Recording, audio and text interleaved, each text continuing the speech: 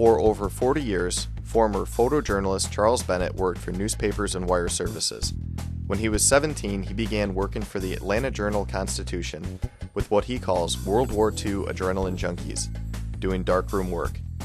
It was here that his love for pictures developed, and South Suburban College was fortunate enough to showcase Bennett's photo gallery, There to Here, displaying stirring images captured during the past 4 decades.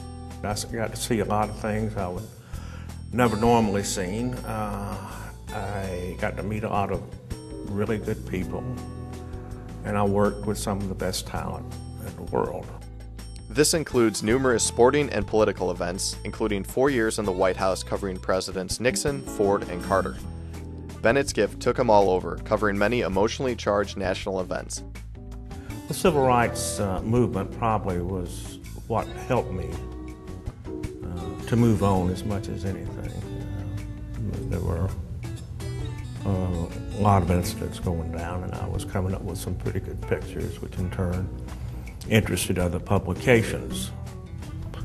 Eventually, the Associated Press approached me. Photojournalists must create compelling images to tell a story that is timeless, impartial, and narrative. And keep in mind, you're only bringing back a fraction of a second of what's happening. The ability to pull that fraction of a second out. In those fractions of a second, Bennett was able to capture some enduring imagery.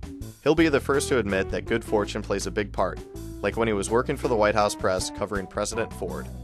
And so therefore I had to shoot from the left side of the car, because when that car pulls out, you better be in it, or the cops are not going to wait on you. And so the whole press corps was to my right, and when Ford exited the St. Francis there was a shot. And of course the Secret Service immediately covered him. Well, in the position that the press corps was in, they missed it completely. And I managed to get off 3 frames of them, shoved them in the car. So again, that was luck. If I had had any say-so on it, I would have been on the safe side, on the other side, but I would have lost the picture. And same thing with the Jordan picture when they won the press corps had shifted from when they were playing Seattle or Portland. They had shifted down to the Bulls side because it was pretty obvious they were going to win. And when the game was over, Jordan grabbed the ball and just hugged it on the floor, and I was the only one in position to get that. The most important task of a photojournalist is to get the picture no matter what.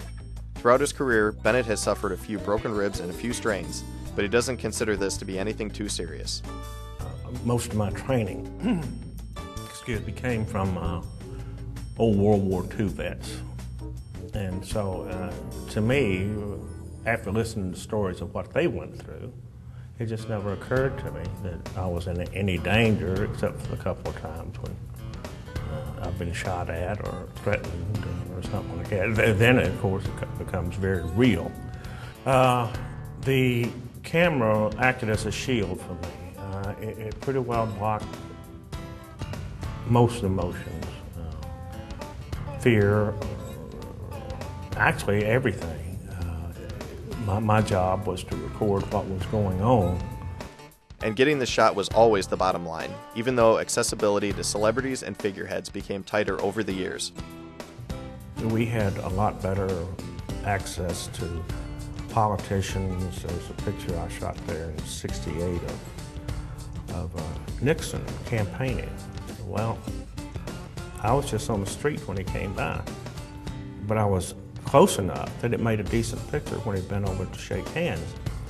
Now everything is pretty well controlled, if not by the officials in charge, then the police for some reason, hassle you a lot. His job also found some remarkable technological changes. I was one of the first photographers in Chicago to go digital. So it was another aspect of photography that at first it was scary. Now I think it's probably one of the greatest things that ever happened. Unfortunately, a few years ago, Bennett suffered a career setback as he had to undergo surgery on a detached retina in his right eye. When they repaired the retina, unfortunately, scar tissue started to grow over the retina, and it turned my right eye is distorted. That was my shooting eye. And although I made the transition to shooting with my left eye, which was very difficult after 40 some odd years of using my right eye, but I couldn't really compete anymore. Again, I feel like I'm pretty lucky. It was bad enough to take me out of the main run of things, but not bad enough to keep me from still enjoying life.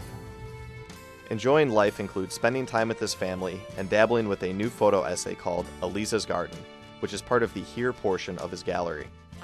The flowers themselves, always flowers and birds, always fascinated me.